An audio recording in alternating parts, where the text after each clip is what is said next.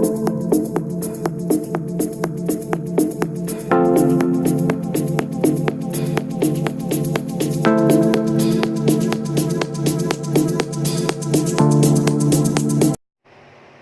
everyone!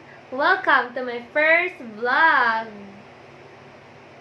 It's me, Kyla Malabanan from San Luis, Batangas, a second-year college student at Batangas State University Main Campus 2, BSIT.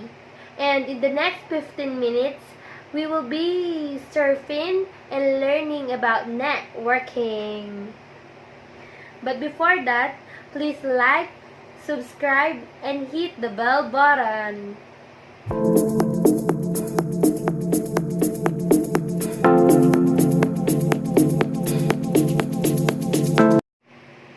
What is a network?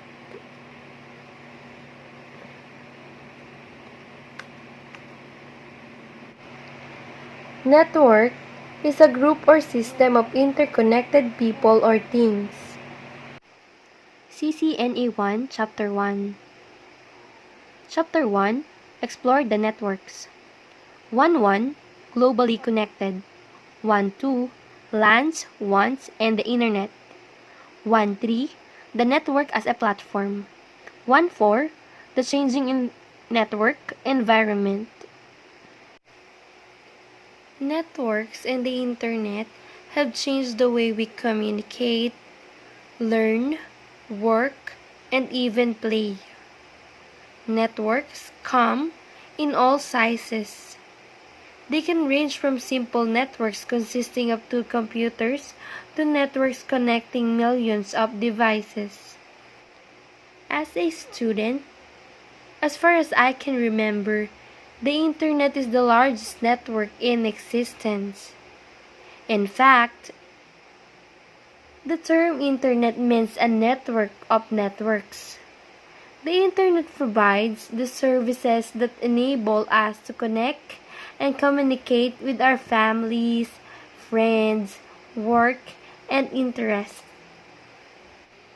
This chapter focuses on networking as a primary platform for supporting communication. When you say computer networking, what first came into your mind?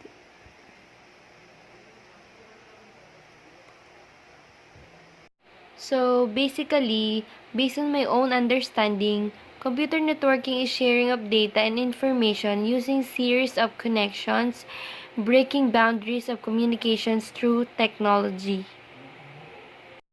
From the previous question, when you say computer networking, what first came into your mind? For me, the following words are connected with computer networking: data, information, connection, communication, sharing, technology, networks, internet, websites, routers, servers, computer, cloud, mobile phone, IP address, ping, protocol. Also in CCNA 1, Chapter 1, Globally Connected, networking today, networks in our daily lives, the key word is essential, connecting people to communicate idea instantly. LANs, WANs, and the Internet. LANs, short term for local area networks. WANs, short term for wide area network. So going back, the figure illustrates the 2 most common types of network infrastructures: LAN and WAN. Local area network, wide area network. Just for an addition, other types of networks include metropolitan area network, storage area network, and wireless LAN. There are 2 other terms which are similar to the term Internet. First is intranet, second is the extranet. Intranet is a term often used to refer to a private connection of LANs and WANs that belongs to an organization, and is designed to be accessible only by the organization's members, employees, or others with authorization. While an organization may use an extranet to provide secure and safe access to individuals who work for a different organization, but require access to the organization's data. Network classification based on access. Internet World Connections, Intranet, within a company or organization, LAN and WAN. Extranet, limited connection within a group of organization of, or individuals which require access in a secure network.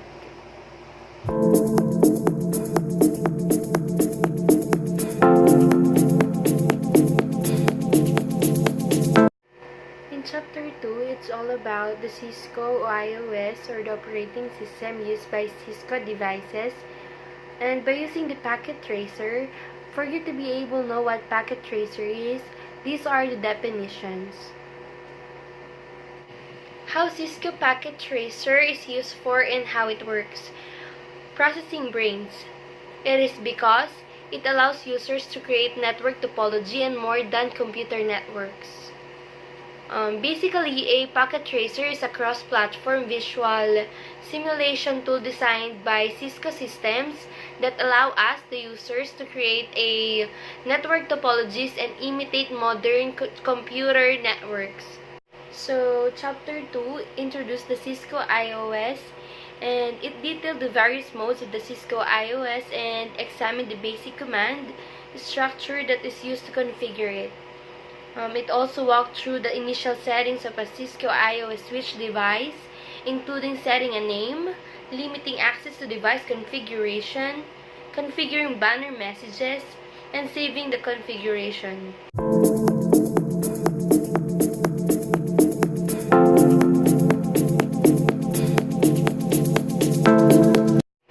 In CCNA 1, Chapter 3, Network Protocols and Communications. So, Chapter 3 focuses more on the technical side of the network, computers, and network devices, also DAP protocols. So, in this chapter, we explore how packets are moved across the network infrastructures and introduce us, the CCNA 1 students, to the rules of packet communications.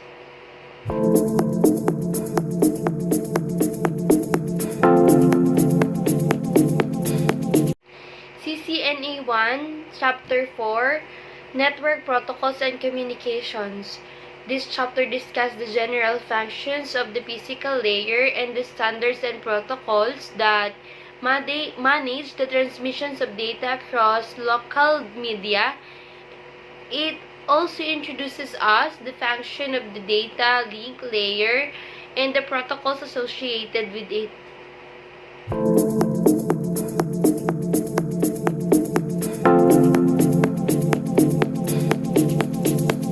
CCNA 1, Chapter 5, Ethernet. In this chapter, we examine the characteristics and operation Ethernet as it has evolved from a shared media, contention-based data communications technology to today's high-bandwidth, full duplex technology.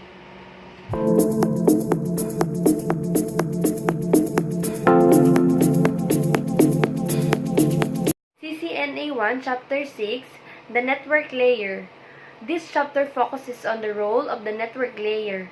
It examines how it divides networks into groups of hosts to manage the flow of data packets within a network. It also covers how communication between networks is facilitated. This communication between networks is called routing.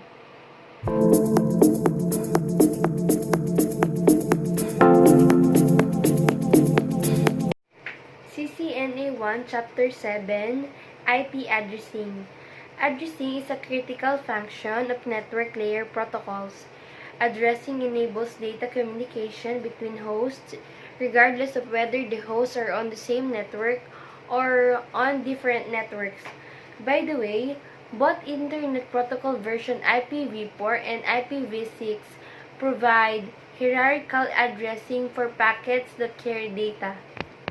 This chapter examines in detail the structures of IP addresses and their application to the construction and testing of IP networks and subnetworks.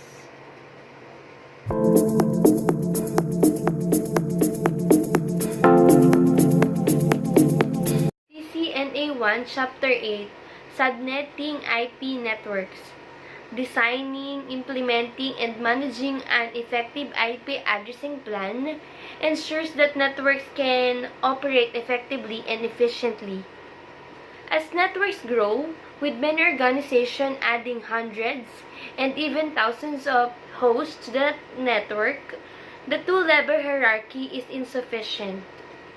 This Chapter 8 examines in detail the creation and assignment of IP network and subnetwork addresses through the use of the subnet mask.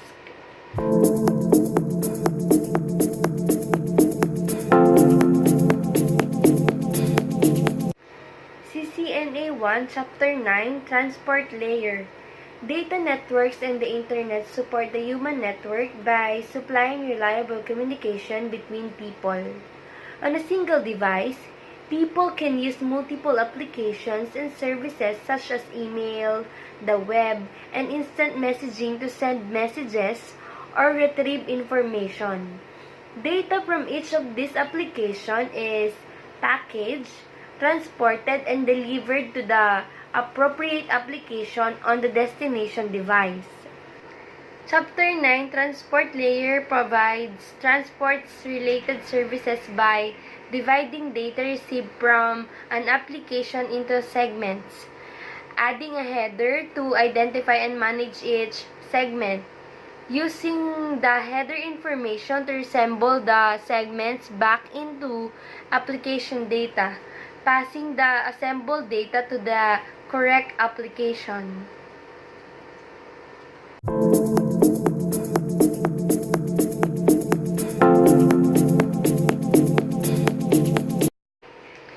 CCNA 1 Chapter 10 Application Layer.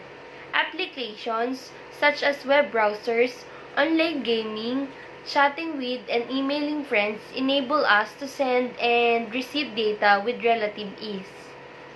Typically, we can access and use these applications without knowing how they work. However, for network professionals, it is important to know how an application is able to format, transmit, and interpret messages that are sent and received across the network.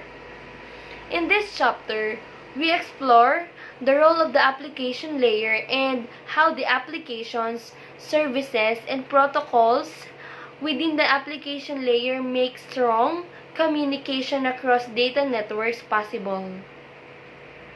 In addition, with Chapter 10, the application layer is responsible for directly accessing the underlying processes that manage and deliver communication to the human network. The application layer enables users to work and play over the Internet.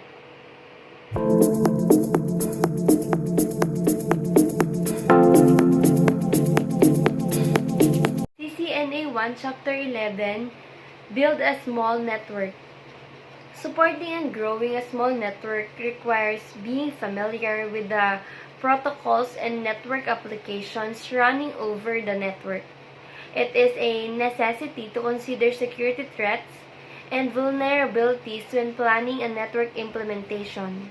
All network devices must be secured. This includes routers, switches, and user devices, and even security devices.